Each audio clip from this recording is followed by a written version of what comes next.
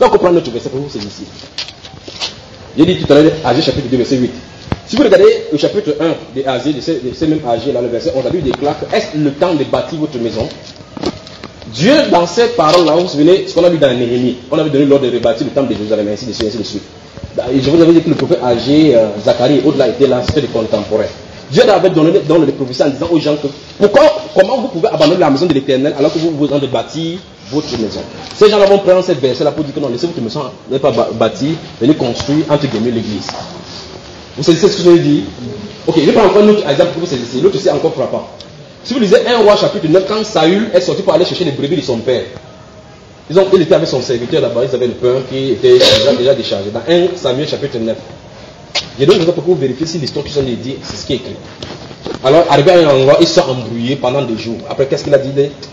Allons voir. On m'a dit que dans les contrées, s'il y a un voyant, allons le voir. Après, ils se sont commencé à se convaincre. Ils disent, qu'est-ce qu'on va amener au voyant? Vous savez ça, n'est-ce pas? Maintenant, les prophètes donc, de ces siècles-ci disent que, vous voyez comment Samuel a reçu l'offrande des prophètes. Vous voyez? Alors, quand il finit de prêcher, il dit que donnez l'offrande des prophètes.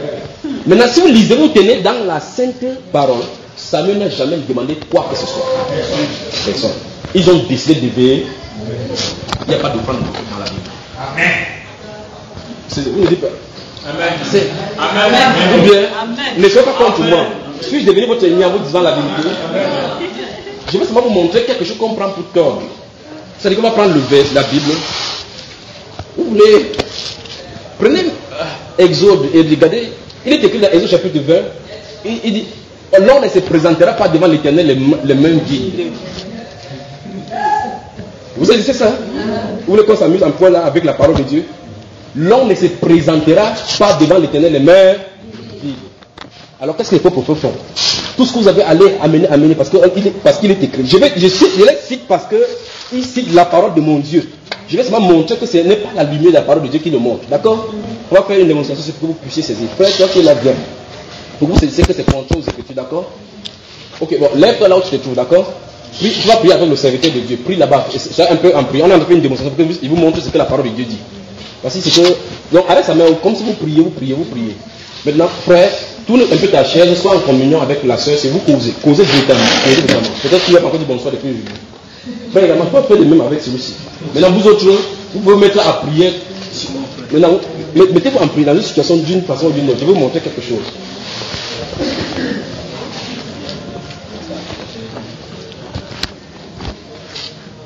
Et que puisse la prière que vous allez donner sur cette onction-là soit exaucée au nom de Jésus-Christ.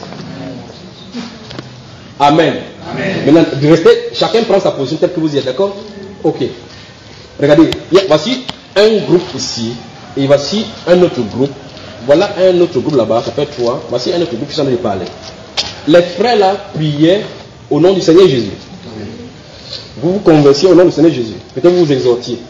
Les deux, c'est peut-être de prier au nom du Seigneur Jésus-Christ. L'assemblée étant de prier au nom du Seigneur Jésus-Christ. D'accord, bien aimé? Je veux que vous saisissez la parole. Maintenant, les faux prophètes disent qu'on ne vient pas dans la présence de Dieu les mains. Okay. Les deux frères là étaient où? Dans la présence de Dieu, oui ou non? Oui. Où est-ce qu'ils doivent donner l'offrande? Vous avez à réfléchir. Ils sont dans la présence de Dieu, oui ou non? Oui. Vous êtes dans la présence de Dieu, oui ou non? Oui. Vous êtes dans la présence de Dieu, oui ou non? Est-ce dans la présence de Dieu, oui ou non? Alors il faut qu'on laisse la parole de Dieu dire ce qu'elle dit. Si vous m'avez vous expliquer. Je suis en train de dire que leurs prédictions et les prédications vont tourner autour du bien matériel parce qu'ils vont prendre les Écritures, parce qu'ils ne se tiennent pas dans la vérité. Se tenir dans la vérité, ça veut dire ce que Dieu dit et ne se limiter que ce que Dieu a dit. Maintenant, si vous lisez dans cet exode ce que la Bible dit par rapport à se présenter devant le Seigneur les mains vides, la Bible parle par rapport aux fêtes annuelles. Il y en avait 3 en Israël, des pèlerinages que les Juifs devaient aller à Jérusalem. Donc, Jérusalem, le lieu, c'est la ville du grand roi. Le temple, c'est le lieu où Dieu a fait résider son nom. Il y en avait 3 fêtes. Ce n'est pas le temps de parler de cela. On pourrait entrer dans les fêtes dans le monde et voir dans la dispensation des chrétiens. Je veux dire que Dieu avait prévu que durant ces fêtes-là, que les gens en signe de pèlerinage, parmi ces fêtes-là, par exemple, il y avait les dîmes, où les gens devaient amener là-bas et manger devant l'Éternel. Alors, quelqu'un porte sa dîme, il part, il s'assoit devant l'Éternel, il mange sa dîme, il mange lui-même sa dîme. Amen. Amen. Vous saisissez? Alors maintenant, celui-là, il ne s'est pas présenté devant. En fait, si quelqu'un quitte sa vie, il vient devant l'Éternel sans rien, il veut dire là que Dieu ne l'a pas béni.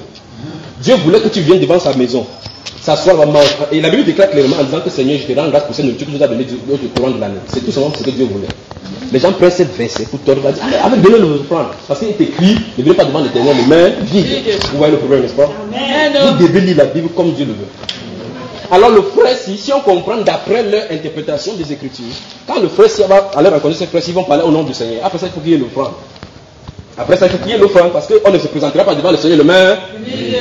À moins qu'ils veulent dire que quand vous êtes réunis à deux, vous n'êtes pas devant l'Éternel, mais c'est quand vous venez en assemblée qu'il y a l'Éternel.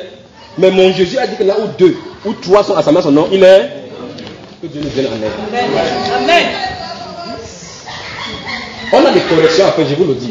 C'est depuis 2009 que Dieu m'a mis quelque chose. Il m'a dit prêche. Il faut qu'on restaure les doctrines. Il faut qu'on revienne à l'ordre. Amen. On a envie de s'égarer.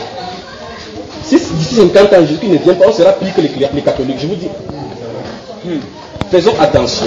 Donc la Bible déclare qu'il ne se tient pas dans la vérité. Il ne peut pas prêcher selon la vérité. Et maintenant, manifestement, peut-être en disant comme ça, il peut vous faire du mal, peut-être parce que vous avez été là-bas et vous avez été séché, et vous le disiez sans vous en rendre compte. S'il vous plaît, ce n'est pas mon intention. Mon intention, c'est que vous nous voyons à la lumière de la parole de Dieu. Et que si vous aviez eu à faire cela, corrigez-vous. D'accord? Si vous avez fait cela, corrigez-vous. Il n'y a pas d'offrande des prophètes. Il n'y en a pas. D'accord? Il n'y a pas les offrandes sacrificielles en milieu chrétien. Il n'y a pas cela. Le sacrifice de Jésus a été suffisant pour tout. Amen. D'accord? Amen. Donc, maintenant, ce qui est pour le chrétien, c'est les libéralité. Amen. Amen. D'accord? Donc, n'essayez pas de dire que peut-être mes actions ne marchent pas parce que je ne donne pas les dîmes. En fait, donc tu vois. Si parce que ça ne marche pas parce qu'il n'y a pas les dîmes ou quoi que ce soit, c'est que Bill Gates qui conçut des États aux États-Unis là-bas, c'est qu'il a payé. Il paye des dîmes, n'est-ce pas? On a de limiter Dieu. On a en train de limiter Dieu. Disons 1 Samuel chapitre 12 rapidement là pour vous montrer cette intention là. 1 Samuel chapitre 12. Que Dieu nous vienne en aide, d'accord, bien aimé? Amen. 1 Samuel chapitre 12. Ce que vous voyez. En fait, si vous voulez faire votre étude particulière par rapport au vrai prophète de la Bible, je vous suggère de prendre la vie de ce prophète Samuel et l'examiner. C'est un prophète type selon Dieu. Amen. Vous prenez 1 Samuel chapitre 12. Lisons les 4 premiers versets de 1 Samuel chapitre 12 et voyons ce que le prophète Samuel lui-même va dire. D'accord? Je vais lire 1 Samuel chapitre 12, des versets 1 au verset 4. Vous y êtes? Ok, regardez. Samuel dit à tout Israël: voici, j'ai écouté votre voix dans tout ce que vous m'avez dit et j'ai établi un roi sur vous. Et maintenant, voici le roi qui marchera devant vous pour moi. Je suis vieux. J'ai blanchi et mes fils sont avec vous. J'ai marché à votre tête depuis ma jeunesse jusqu'à ce jour. Écoutez bien. Mais voici, écoutez très bien. Bien aimé, écoutez très bien. Mais voici, rendez témoignage contre moi en présence de l'Éternel et en présence de son roi. De qui ai-je pris le bœuf et de qui ai-je pris l'âne? Qui ai-je opprimé et qui ai-je traité durement? De qui ai-je reçu un présent pour fermer les yeux sur lui? Je vous le rendrai. Tout le peuple était devant lui. Tout le peuple était devant lui. Et il a convoqué. Il dit: je vous lance le défi que quelqu'un se présente ici, mais montrer que j'ai pris quelque chose pour vous faire quoi que ce soit. Mais le prophète ne peut pas dire cela. Il ne peut pas dire cela. Les témoignages qu'ils vont donner, c'est des témoignages des visites, des grandes voitures et autres là-bas, de maisons, comment Dieu les a bénis. Donc, non, j'ai 5 maisons déjà, j'ai ma 4e maison là-bas. Écoutez bien. Le prophète, ou bien Dieu dit: maudit soit celui qui ajoute champ à champ. Amen. Amen. Amen. Amen. Donc, si tu as 3, 4 champs, tu as déjà les problèmes devant Dieu. Non, quand il n'y a pas de champ, peut-être ça vous semble bizarre, nous ne savons pas. Je vais parler du terrain. Laissez que ça pénètre un peu bien. Amen. Il dit: si tu as 4 terrains, tu as un problème avec Dieu. Si tu es assis ici, tu as de m'écouter. Tu as des problèmes avec Dieu. Amen. Je vais d'abord laisser ça parcourir d'abord parce que pour vous, ça suscite des choses. C'est la Bible qui le dit. Si vous voulez que c'est écrit, je vous le montre. Si vous allez la dire au moins, peut-être vous lisez chaque fois vous sautez. Vous avez 4 champs. Vous avez un problème avec Dieu, avec déjà le deuxième. Amen. Amen. C'est ce qu'on appelle la cupidité, donc finalement. La soif de vous toujours s'accaparer. Donc finalement, vous êtes à l'intérieur, ça vous rend compte. C'est dans Ésaïe chapitre 5. Baladez-vous là, vous allez voir. Donc c'est dans Ésaïe chapitre 5. Maudit soit celui qui ajoute champ après champ, maison après maison. Quand j'ai 3 maisons, mon 4 immeubles. Donc quelqu'un vient de donner ce témoignage là, alors que quand j'ai entendu comme ça, il dit que celui-là, il est sur la cour de la malédiction, je ne sais pas. Oh, frère, Si vous lisez le Nouveau Testament, quelqu'un dit Nouveau Testament. Alors, dans le Nouveau Testament, la Bible déclare que les chrétiens vivaient en communion, ils avaient tout en commun. Ceux qui possédaient, vendaient, venaient déposer au pied des apôtres, et on faisait la distribution, ce qui se fait chaque jour. On déposait au pied des apôtres. Vous me regardez comme ça là. Il dit bien qu'on a besoin de réformes de pensée. C'est-à-dire, la façon que les chrétiens vivent la vie religieuse aujourd'hui n'a rien à voir avec le Nouveau Testament. Amen. On fait seulement la religion. Si vous voulez qu'on rentre au modèle que Dieu veut, première chose, comme j'ai oublié par des champs là maintenant, je sais que vous allez avoir des problèmes. Les comptes en banque que vous gardez, c'est pour que votre enfant grandisse, ils ne font pas de problème. Vous avez des problèmes avec Dieu. C'est pas le temps de parler de cela. Nous sommes en train de parler de prophétie et de divination. Donc, je vais dire les attributs, au moins, vous me mettez toujours quand même, non? Je connais de quoi je suis en train de parler. Je vous parle de quelque chose là maintenant. Les chrétiens, enfin, ceux qui s'appellent chrétiens ont beaucoup de problèmes devant Dieu sans s'en rendre compte. Voici pourquoi la vie spirituelle tourne en rond. Personne ne se pose la question, qu'est-ce que j'ai fait? La Bible me fait comprendre dans Actes des Apôtres, à partir du chapitre 2, quand le Saint-Esprit est descendu. À partir de ce moment-là, l'église du Seigneur est un. Tous vivaient d'un commun accord. Dans le jeûne, dans la prière, ils avaient tout en commun. Personne n'osait dire que ceci met en propre. Les gens qui avaient des champs vendaient, venaient déposer. On faisait la distribution. Pas que maintenant, quand même, allons donner au pasteur, le pasteur, le vent de grandir, il croit que c'est pour lui. Ce sont ces apôtres-là. Les apôtres ne veulent même pas s'intéresser sur ça. Ils disent que non, nous ne sommes pas là pour vous les tables. Choisissez parmi vous. Nous, c'est la parole et la prière. Alors aujourd'hui, là, les pasteurs, là, les cinq faux prophètes, pour que vous compreniez les caractéristiques, mettent leurs fils au secrétariat, leurs filles au niveau du compteur des dîmes et des offrandes. Pour que ça n'échappe pas. Ils ont mis le numéro de compte en banque, ils mettent le numéro envoyé à ces comptes-ci. Il y a beaucoup à dire. Le monde a besoin de réformes. L'église a besoin de réformes. Quand il n'y a pas de réforme, ça veut dire que tout le monde essaie de retourner. Posons-nous la question, est-ce que nous sommes en train de dire ce que la Bible dit? C'est-à-dire, nous avons la Bible devant nous, nous sommes en train de faire autre chose que la Bible ne dit pas. Alors la cupidité finalement a saisi toute l'église. Et toi qui pas donné en croyant que tu en as donné pour Dieu, tu dois dire, mais voici, sans rien à moi, sinon, tu dois croire que tu es comme la veuve qui a donné deux pièces là. Et pendant que tu quittes comme ça, ton voisin a besoin de médicaments. Et tu crois que tu peux le donner à Dieu. Et Jésus lui dit que quand le Fils de l'homme viendra sur son trône, il va s'asseoir, il va séparer les pluies d'avec les pauvres. Et il dira à ceux qui seront à la gauche, allez dans le feu qui a été préparé pour le Satan et qui vient. Pourquoi? Car j'ai eu faim, on ne m'a pas donné à manger. J'avais soif, on ne m'a pas donné. J'étais en prison, on ne m'a pas visité. Quand avons-nous, toutes les fois que vous avez vu dans la rue, on ne va pas faire ça, à moi que vous n'avez pas fait ça, vous faites quoi là? Ça vous fait quoi? Les orphelins, on dit que le père des orphelins, vous croyez que ça a changé? Ça n'a pas changé. Donc, les prophètes de mensonges, les faux prophètes ont comme cette caractéristique de l'onction, la cupidité. Philippiens chapitre 3. Philippiens chapitre 3. Regardez Samuel ici, le prophète. Il veut quitter la scène, c'est le discours d'adieu. Il dit que je suis vieux. Rendez-moi témoignage maintenant. Si je vous ai appris quelque chose, parlez. Un français peut venir dire ça. Il vient se vendre, il dit que j'ai encore eu la voiture. Laissez seulement, ne donnez pas l'offrande et observez s'il va vivre la vie de la foi. Quand il vient prêcher, il dit que bien aimé, il faut avoir la foi. Dieu va vous rendre visite. Vraiment, c'est parce qu'il a mangé chez lui. Qu'il fait 3 jours, il n'y a pas de la nourriture. Il va chercher les pasteurs qui viennent dire donner au pasteur. Il n'y a pas ça. Il va tordre ça pour venir lui donner. Il faut que ça change. Amen. Il faut que ça change. Souvenez-nous que nous sommes dans le corps de Christ. Nous devons nous soutenir les uns les autres. Voilà pourquoi nous devons nous connaître. Souvenez-vous, la dernière fois on a dit là que je suis ton surveillant, tu es mon surveillant. Je peux compatir à tes souffrances, tu peux compatir à mes souffrances. Et en fait, tu n'as pas, ce n'est pas je peux, tu dois, c'est une obligation. Amen. Voici cela. Donc on a une obligation d'aimer. Dans Romains chapitre 13, verset 8, la partie a dit que ne devez rien à personne sinon de vous aimer. Donc la seule dette que j'ai envers toi, que tu as envers moi, c'est qu'on s'aime. Tu es obligé de m'aimer, je suis obligé de t'aimer. Et l'amour est prouvé.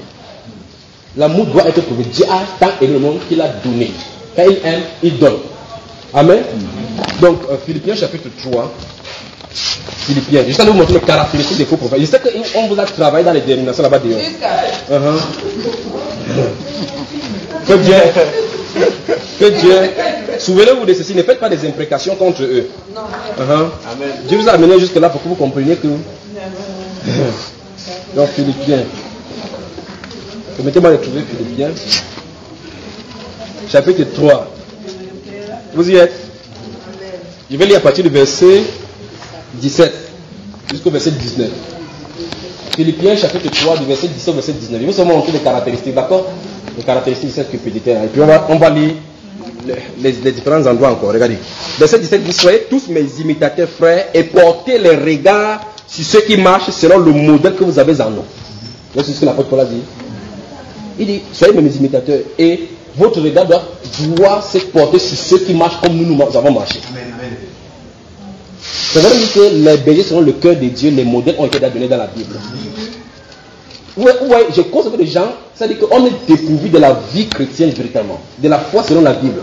Tu entends quelqu'un dire que tu ne touches pas mon pasteur est un gars qui est frais. Donc il l'aime parce qu'il est frais. Mon pasteur chaud le cheveu, quand il met le pied comme ça, tu vois le blanc. Voilà, il l'aime parce que la séduction, celui-là il est fini. Donc il n'a pas examiné cet homme, il regarde par exemple. En fait, ce qu'il veut dire de façon inconsciente, c'est ceci. Si c'est Jean-Baptiste qui était mon pasteur, j'aurais fui.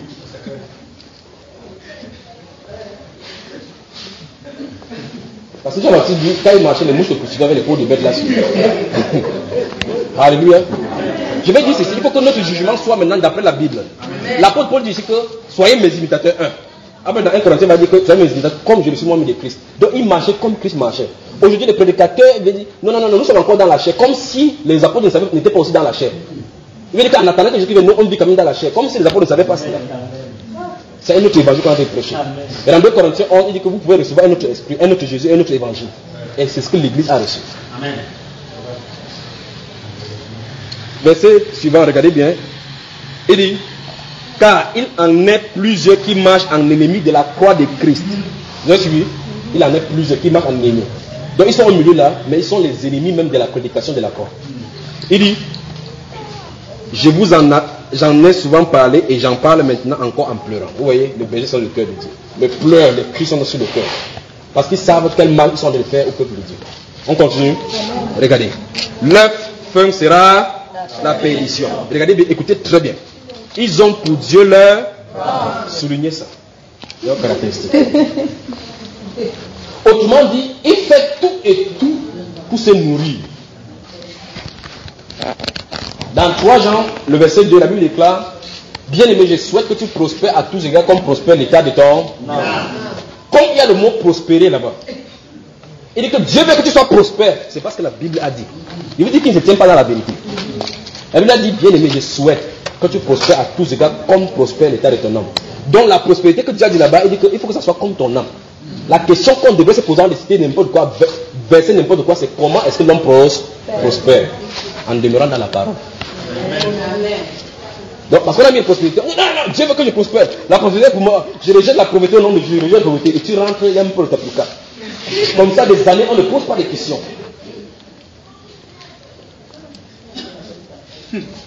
D'autres ont trouvé des stratégies maintenant, on va en essayer de où il y a à répétition de la journée, on écoute les paroles de la foi, pour pouvoir avoir la foi pour posséder. Ce qui est concret, je possède. C'est une doctrine satanique. Ne croyez pas de telles choses. C'est-à-dire qu'à force et Jésus avait dit cela, et quoi qu'à force de paroles, ils seront exaucés. C'est pas comme ça. Dieu a donné ses règles à lui dans Deutéronome chapitre 28. Si tu obéis à ma parole, si tu obéis, je ferai. Dieu décide de le faire. Et je vais encore vous dire quelque chose qui est dit chaque fois pour ceux quand j'enseigne, pour ceux qui prient. Après que tu sois en train de vivre dans la sanctification, hors du péché, après que tu aies obéi à la parole de Dieu, après que tu aies demandé selon sa volonté, comme un Jean le dit, Dieu est encore souverain de dire oui ou non. Amen. C'est-à-dire que Dieu n'est pas obligé de t'exaucer. Il l'exauce tant qu'il veut. Amen. On ne croit pas qu'il faut qu'il regarde la Bible. Non. Je ne suis plus fornicateur. Et j'ai vu cela. J'aime mon prochain. Seigneur, tu as dit. Tu dois accomplir. Vous savez à qui on s'adresse comme ça? On doit même Dieu sur son trône.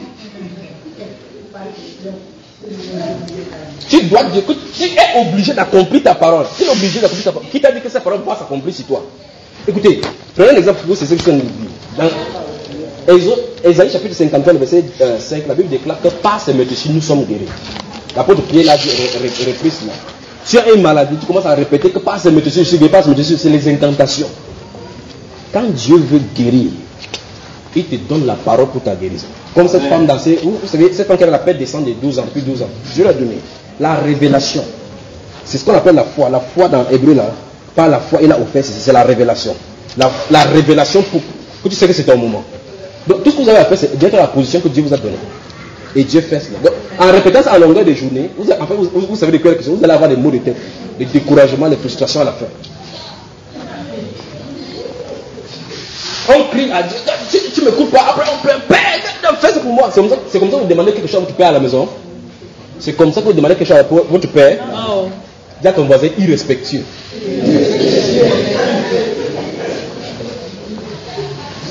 Il faut qu'on reconsidère notre position. J'enseigne toujours aux gens de regarder Dieu sous deux angles. Un, il est notre créateur. En tant que créateur, il peut détruire sans avoir l'ordre de quelqu'un. Amen. Parce qu'il a dit que est-ce que le potier petit, le vase était petit, dit au potier, pourquoi m'as-tu fait ainsi? En tant que Dieu Père, il est notre Père, il aimera communier avec nous. Voilà pourquoi il a donné l'image au Père de la maison. Un Père qui est soulard, il le raconte la langue à Dieu.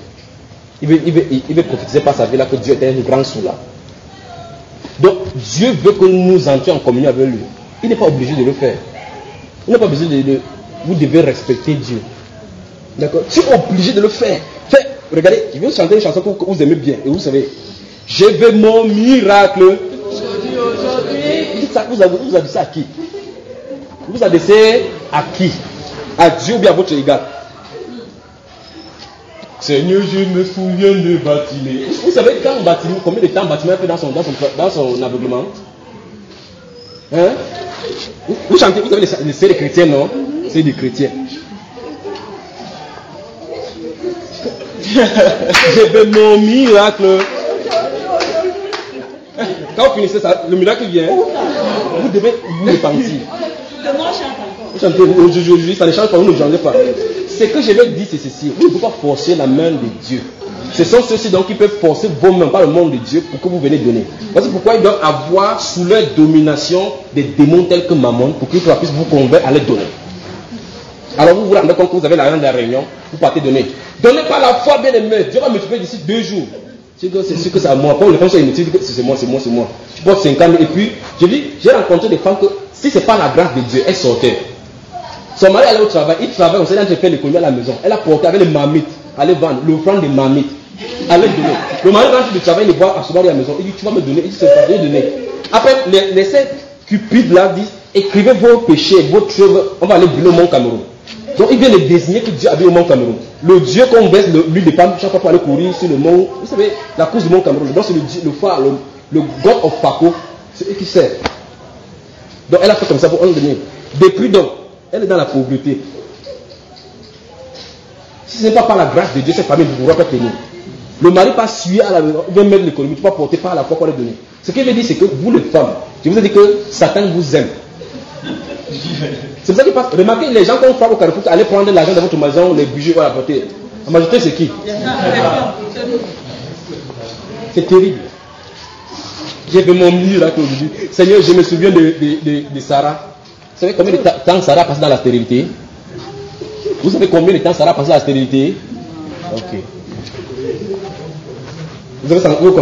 Comme Sarah a fait presque 30 ans dans la stérilité, vous voulez, vous, aujourd'hui. Et on chante dans cette musique-là de blasphème. Elle dit bien qu'elle se souvient de Sarah. Sarah a beau crier, elle a dit que c'était un mec qui donnait une postérité. Ça a duré 25 ans. Toi, pour toi, c'est aujourd'hui. C'est-à-dire qu'on est arrivé à un siècle de vitesse où personne ne fait de la patience. Alors il faut qu'on ouvre les activités pour pouvoir s'enrichir. Les voies des raccourcis dans maintenant. C'est-à-dire que les gens ne veulent plus aller à l'école de Dieu. L'école où il y a les épreuves. L'école où il y a la souffrance de la croix pour pouvoir arriver à bon port comme Dieu le veut. On veut aller vite. Chacun veut que son ministère fasse boum, on voit. En fait, si tout ce qui sort comme ça, boum, comme un champignon, le texte, ça va finir aussi vite. D'accord? L'apôtre Paul dit qu'ils ont pour Dieu leur ventre. Donc ça veut dire qu'ils vont prêcher Jésus, mais ce qui est derrière, c'est leur ventre. Le but, c'est ça qui veut dire que leur prédication tourne autour du bien matériel et de l'argent. Ils ont pour Dieu leur ventre. Regarde, ils mettent leur gloire dans ce qui fait leur honte. Ils ne pensent, vous y êtes, je suis toujours en Philippiens, la chapitre 3, c'est pas encore fini. Ils ne pensent qu'aux choses de la terre. Bien aimé souligner. Ils ne pensent qu'aux choses de la terre. C'est ce que la Bible déclare. C'est-à-dire que Remarquez très bien, je vais vous donner un exemple pour que vous ayez dans votre main la main gauche et la main droite pour discerner cela, d'accord? Prenons 4 prédications dans la Bible. 4 prédications. Je vais prendre la prédication de notre grand maître Jésus-Christ, d'accord? Puis la prédication, une des prédications de l'apôtre Paul. Puis une prédication de l'apôtre Pierre, puis pour Philippe. Et puis on va prendre ça pour modèle.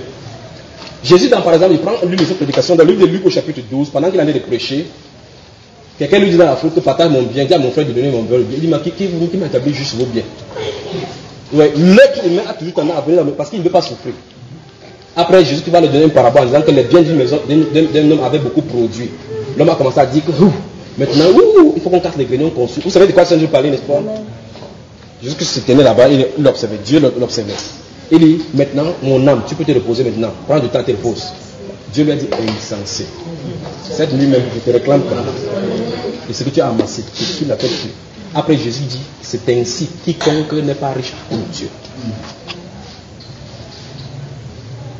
Voilà comment toute personne se comporte.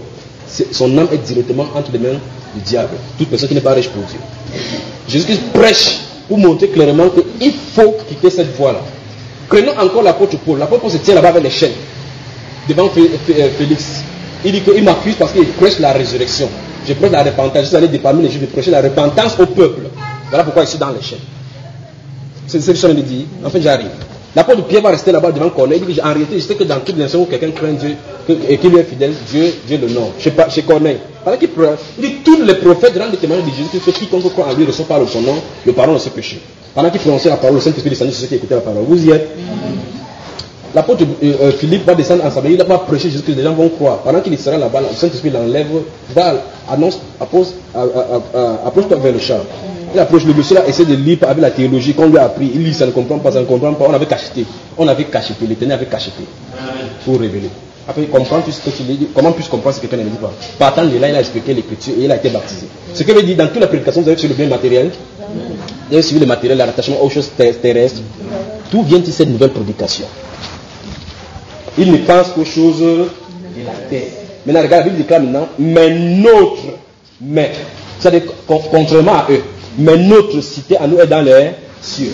C'est pourquoi dans Colossiens chapitre 3, il va dire, affectionnez-vous aux choses d'en haut.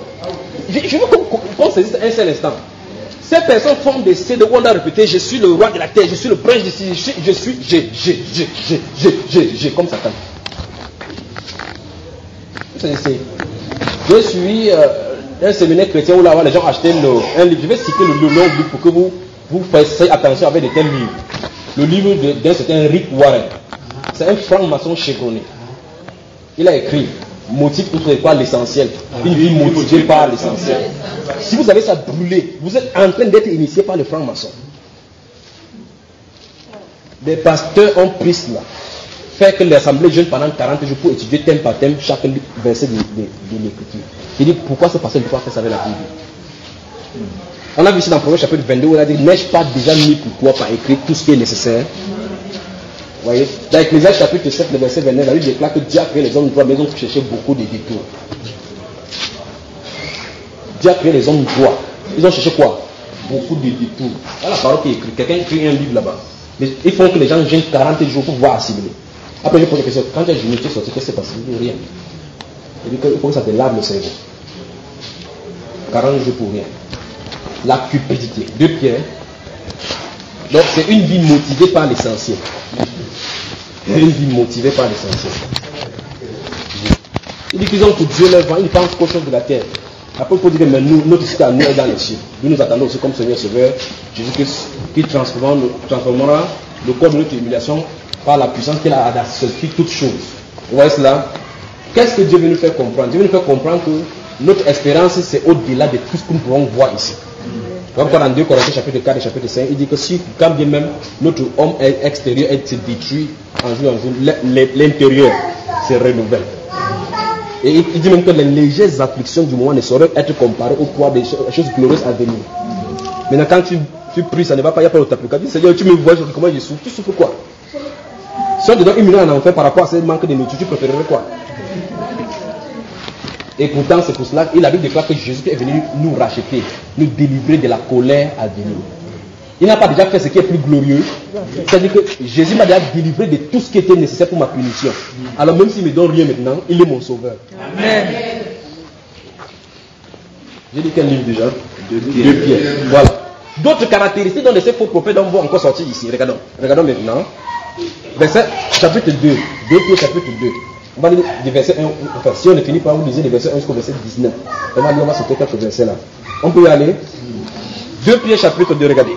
Il y a eu parmi le peuple des faux prophètes et il y aura une prophétie. Il y aura des mêmes parmi vous, des faux docteurs qui introduiront des sectes pernicieuses et qui, régnant le maître qui les a rachetés, attireront sur eux une ruine soudaine. Verset 2, une prophétie encore. Plusieurs les suivront dans leur dissolution et la voix de la vérité sera calomniée à cause d'eux. Nous sommes en plein là-dedans, n'est-ce pas? Regardons. Quelqu'un me lit les deux premiers mots du prochain verset. Par cupidité. Vous avez saisi?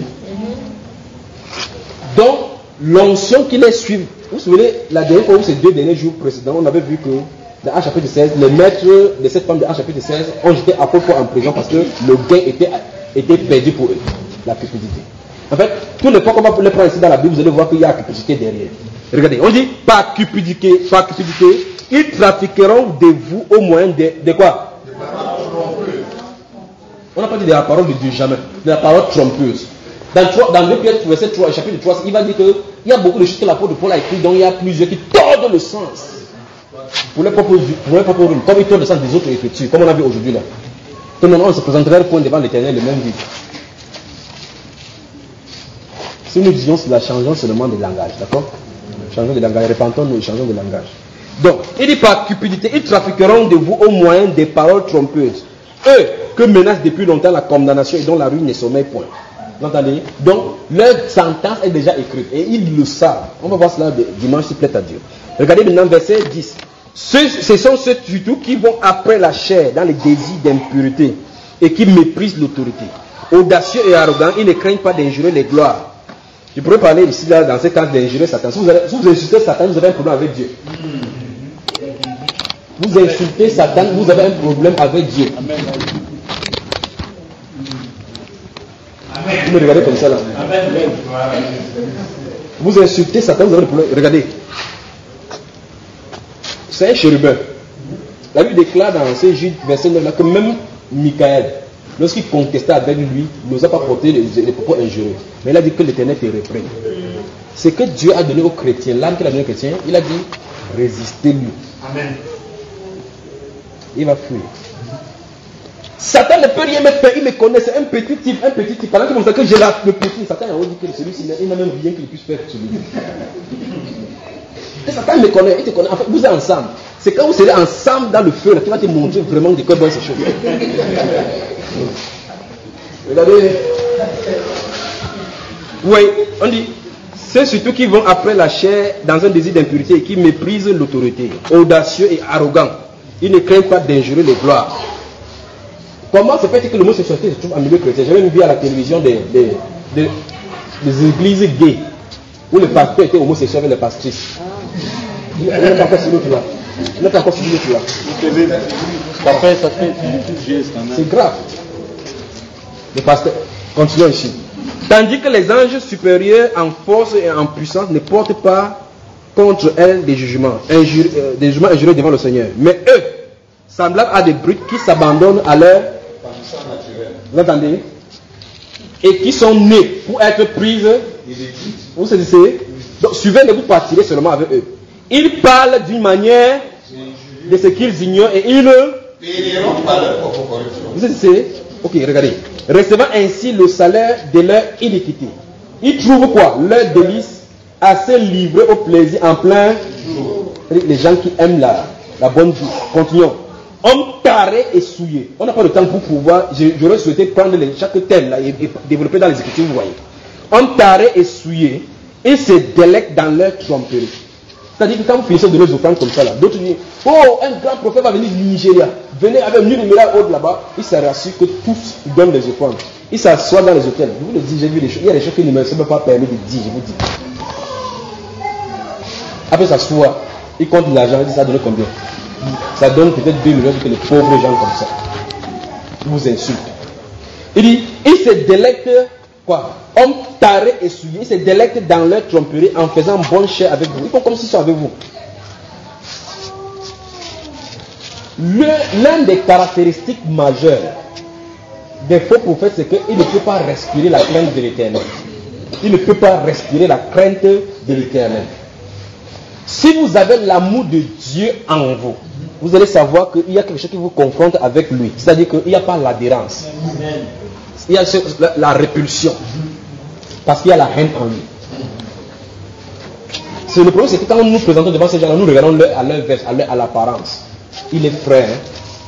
Satan se déguise en ange et lumière. Si vous voulez regarder à l'habillement, frère, vous allez vous tomber la tête renversée. Et Jésus, notre Seigneur, nous en a prévenu dans Matthieu chapitre 11. Si vous lisez les versets 7 jusqu'au verset 9. Il dit, qui êtes-vous allez voir dans le désert? Vous allez voir qui y a dans le désert. Vous partez sur quelle prédication dans le désert? Il dit, vous pensez que celui qui prêchait là, c'était qui? Il dit, un homme vêtu d'un habit pour un somptueux. Non. C'est dans le palais que cela se trouve. C'est le grand plan où se donne le nom. Je suis révérend pasteur, docteur, prophète, Agile Bishop. C'est là-bas où il se trouve parce qu'ils aiment le grand place public. Après, qui êtes-vous allé voir? Un roseau agité par le vent. Il dit, vous pensez que c'est quelqu'un qui peut faire voir sa prédication comme ça? Quand il connaît la vérité, il prêche. Il ne varie pas. Le roseau, quand le vent vient le voir, il va me voir. Je dis, docteur prospérité, on est là. Le pasteur est frère, on n'est pas ici. Il dit, qui êtes-vous donc allez voir? Il dit, un prophète? Il dit, oui, plus qu'un prophète. Donc, si vous voulez vous baser sur le physique, vous allez perdre. Parce que regardez bien les caractéristiques. En fait, Jésus lui-même, donc vous qui avez les photos de Jésus, Jésus est chez vous, là, vous avez des problèmes avec Dieu. Amen, amen. Jésus lui-même, la Bible déclare que c'était l'un des plus laids types. Amen. Amen. C'est? Oui, amen. La Bible déclare qu'il n'avait rien pour attirer nos regards. Amen. Donc si je veux qu'il te faisait la cour, tu devais fuir. C'est mon goût que Dieu m'a envoyé ici. Pourtant, c'est le plus beau des fils des hommes. Amen, amen, amen, amen. On dit que il n'avait rien pour attirer nos regards. Semblable à celui dont on détruit le visage. C'est-à-dire que tu regardes, quel laid garçon. Mais quelle photo on a dans nos maisons aujourd'hui?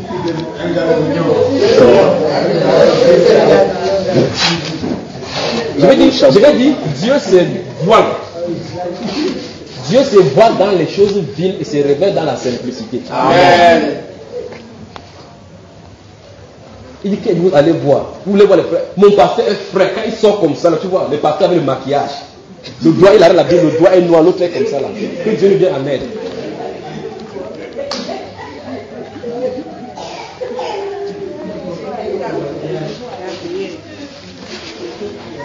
On continue. Verset 14, regardez. Souvenez-nous, le il qu'on a parlé, c'est depuis on a parlé de ces gens-là qui ont introduit les 5 péninsulaires, d'accord? Ne perdez pas le fil. Maintenant, verset 14, regardez. Ils ont les yeux pleins d'adultère. Vous avez vu? Donc, ce sont des hommes pécheurs. Ils ont les secrets, les péchés mignons. Ils aiment les femmes. Ma soeur, après on touche. Alors que la Bible déclare à Timothée, il dit que prêche, exhorte les soeurs, prends les soeurs avec modèle, en te gardant toi-même pur. Je voudrais dire quelque chose là maintenant, mais restez choqués des frères, mais c'est pour qu'on soit plus. Gardez-vous à distance. Amen. Que ma soeur bénit moi. On bénit avec les saints. Donc, il est pour qu'on soit toi-même pur en toute purité. Je le dis parce que nous sommes dans l'assemblée des saints, après que nous ne fassons pas ces choses. C'est comme ça que la fornication commence. Amen. Quand tu touches, après tu commences à avoir les visions de la chair, que Dieu m'a révélé, que ce n'est pas Dieu, la chair t'a révélé. Ils ont les yeux pleins d'adultère. Je ne dis pas que c'est vous là maintenant. Je vais seulement dire, en glissant dans les guéris, que se passe. Votre corps, si vous êtes un homme, c'est pour votre femme. Vous êtes femme, votre corps, c'est pour elle. Ne touchez pas à un autre corps qui ne vous appartient pas. Amen. Ne le faites pas. Si vous dites que vous êtes tellement rempli du Saint-Esprit, le Saint-Esprit ne ressent pas les sensations charnelles. Vous touchez, vous avez le Saint-Esprit, en vous touchez. En fait, si vous avez le Saint-Esprit de la bonne façon, vous ne pénétrez pas que quelqu'un vous touche de cette façon-là. Parce que quand vous soyez rempli du Saint-Esprit, n'importe comment, si on vous touche la chair va répondre. Donc, dis à ton voisin, la chair ne circoncit pas l'esprit. La chair ne circoncit pas l'esprit. Mais la chair a les désirs contraires à ceux de l'esprit. Le Seigneur dit, Marchez selon l'esprit. Et vous ne l'accomplirez pas le désir de la chair. Dans les fornications, ça commence là-bas. On touche ma soeur, ma soeur. Quand on part prêcher, ils ont les cuisses dehors avec les jeans, 1 mètre les pieds comme ça là. Dis que ma soeur, Jésus-Christ t'aime. Jésus-Christ t'aime, mais ici c'est la fornication. Jésus-Christ t'aime, Jésus-Christ c'est la fornication. Que Dieu nous vienne en aide. Je vous ai posé la question la dernière fois, vos pensées sont-elles plus? Quand tu regardes une soeur, si tu la regardes vraiment comme une soeur, Dieu qui sonde les pensées, ne vous inquiétez pas seulement, il va vous traiter. Verset 14, ils ont les yeux pleins d'adultère et insatiables au péché. Écoutez, voici le problème. Ils amorcent les âmes mal affermies. Ils ont le cœur exercé à la... Vous avez entendu, non? Donc ça veut dire que dans le cas, enfin, ils vont développer n'importe quelle théorie, ça va tourner autour de l'argent, autour des biens matériels. Ça va tourner autour de l'argent. C'est-à-dire, dès maintenant que vous êtes ici ce soir, si vous pouvez suivre n'importe quelle prédication maintenant de chaque pasteur. Je vous ai dit que nous parlons de faux pasteurs, mais je veux dire, tous les docteurs, je vous ai dit que Satan avait les faux des apôtres là, d'accord? Suivez n'importe quelle prédication, vous allez tourner. À l'instant, ça glisse dans la prospérité et autres là-bas, suivez-les, voilà. Ne faites pas acception de personnes. Suivez seulement la lumière de la parole. Je vous ai pris Jésus, Paul et autres là, vous avez vu que la prédication ne repose pas sur les choses terrestres. Le but de l'apôtre Paul, c'est amener les gens en haut.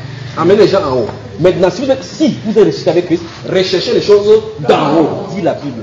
Nulle part dans la Bible n'a pas dit à un chrétien de chercher les choses de la terre. Nulle part. Pas un seul verset. On va seulement prendre les versets tordre. Job était riche. Je vous pose une question. Job a prié quelque part pour être riche? Non. C'est terrible. Abraham était riche. Non, comment dire que les apôtres ne peuvent pas être riches? Dieu, Abraham a-t-il prié quelque part qu'on l'enrichit? En fait, avant que Dieu n'appelle Abraham de sortir de la maison de son père, il était déjà riche. Maintenant, on passe à la vie aussi. Seigneur, donne-moi la richesse. Je brise la pauvreté. Vous brisez quelle pauvreté? Et la Bible déclare que celui qui outrage le pauvre, outrage celui qui l'appelle. Donc, en disant que regarde, si tu es pauvre, tu viens d'insulter Dieu. Et le pauvre est au milieu de nous pour nous juger. C'est-à-dire que si tous n'étaient pas pauvres, on n'a pas besoin de s'entraider. Le pauvre est là, l'indigent est là pour que toi qui as quelque chose, tu puisses donner.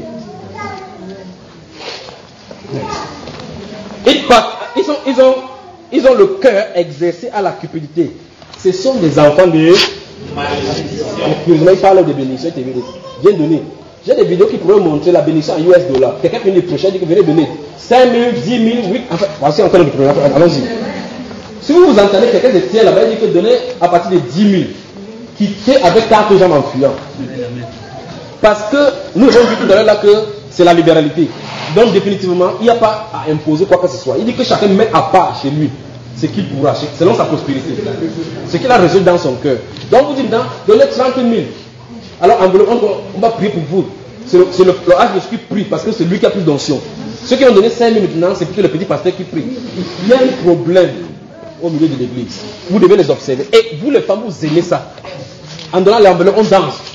On danse, d'autres personnes on compte l'argent, c'est un tenant pour montrer que les femmes ont donné 4 millions. On dit, les femmes ont donné, c'est la compétition. C'est que Jésus qui avait fait attendre Jésus pour chasser les gens, que l'argent, c'est la même chose qui se trouve dans l'église aujourd'hui. Je vous ai dit que les esprits ne changent pas, ils se métamorphosent souvent pour se manifester de la même façon.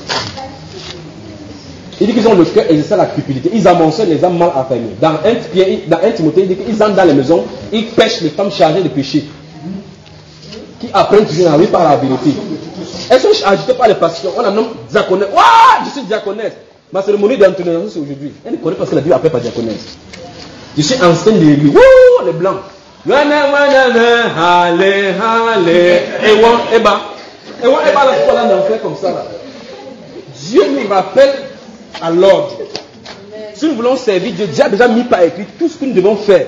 Les rôles et les tâches sont assignés dans la Bible. Il y a même les présidents des églises. Vous avez dit les présidents dans la Bible ici. Donc c'est les chefs d'État. Il y a quelque chose qui ne va pas. Les titres qui n'existent pas. Archibishop, superintendant. Ce sont les quoi? Président de la région synodale. Par l'église du Seigneur. Jésus a dit, je bâtirai mon église. C'est son église à lui. Souvenez-vous de cela. S'il bâtit, c'est lui qui choisit les pions. C'est lui qui choisit les piliers. Le matériel avec lequel il va bâtir. Il nous faut la repentance. Il dit par cupidité, il trafiquera au moyen de paroles trompeuses. C'est parce que vous ne suivez pas à la lumière de la parole. Vous suivez la Bible a dit qu'ils ne se tiennent pas dans la vérité. Ils vont tourner la parole. Je vous ai donné quelques versets sur les offrandes qui font comme ça. En fait, quand ils vont parler des blancs, vous allez savoir que les voilà. venez donner par la foi. Je vous pose une question. N'est-ce pas quand il vient dire que quelqu'un vient dire j'ai 2 voitures, 4 voitures. Après il dit que toi qui as 200 viens donner par la foi. Donc il a la voiture, il veut que tu donnes même tes 200 que tu vas payer le test pour rentrer par la foi. N'est-ce pas la malédiction? S'il a 2 voitures, il ne peut même pas mettre à la disposition que prenez ceci. Que Dieu tente de lui dire que 2 voitures, il va dire que non, ce n'est pas l'esprit, je chasse cet esprit de Dieu au nom de Jésus. La cupidité donc est un de leurs attributs. Il ne se tient pas à la vérité. Je vous ai parlé de leurs prédictions, leurs prédications tournent autour des biens matériels. Et puis, ils sont totalement et absolument faillibles. La Bible nous a dit cela, n'est-ce pas?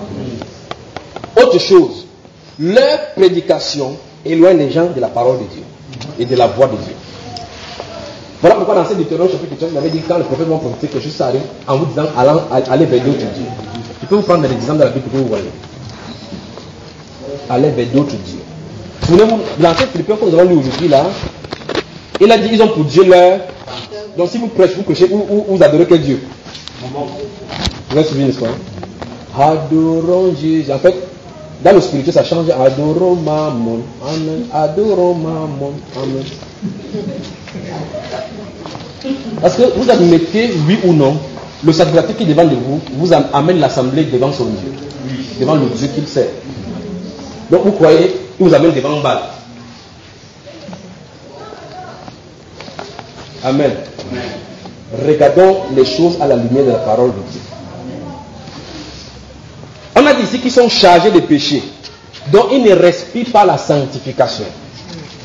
Ils ne respirent pas la sanctification.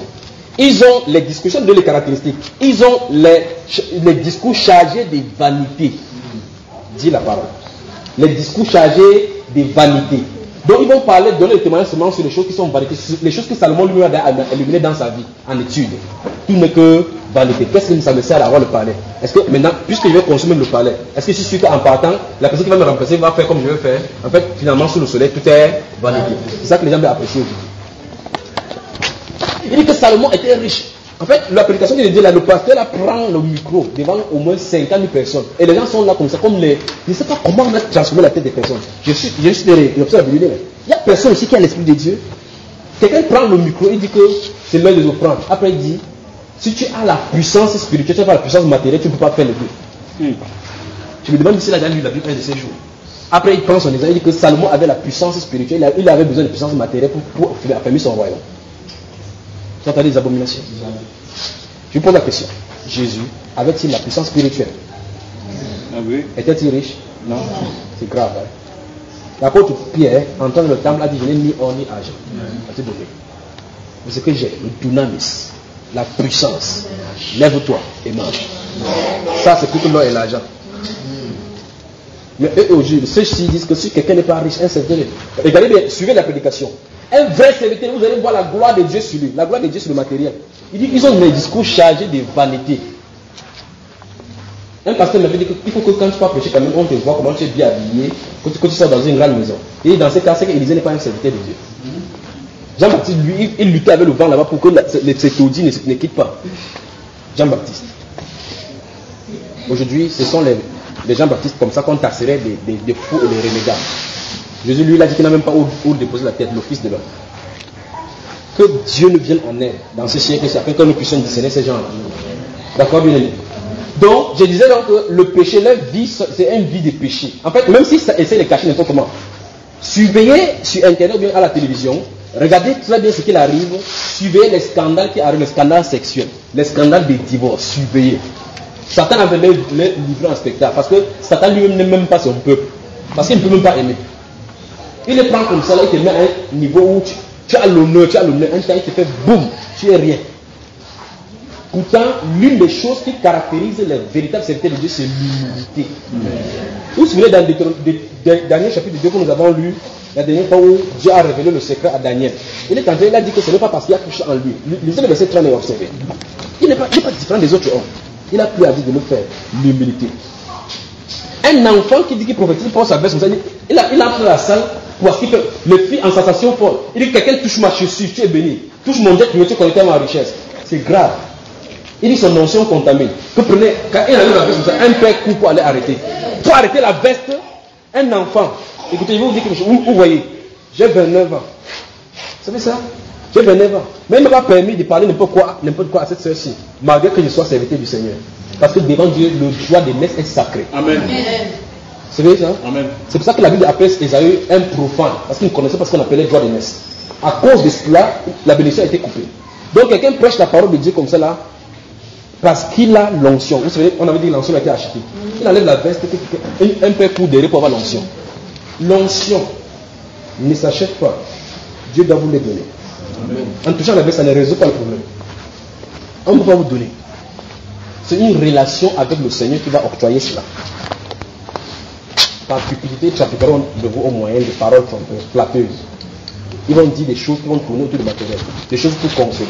Si vous êtes dans ces livres de Jérémie, vous allez voir très bien que les paroles inspirent une fausse confiance au peuple. Il veut consoler les gens par des choses matérielles. Dieu va te bénir, Dieu va te bénir. Alors que Dieu, il ne peut pas vous dire qu'en priant, couvrez votre tête. Alors que la Bible déclare que c'est une malédiction déjà par rapport à cela. Il ne peut pas dire ça. Si c'est qu'il dit, vous allez partir. Il y a quelqu'un qui dit encore dans son cœur qu'on va commencer l'histoire.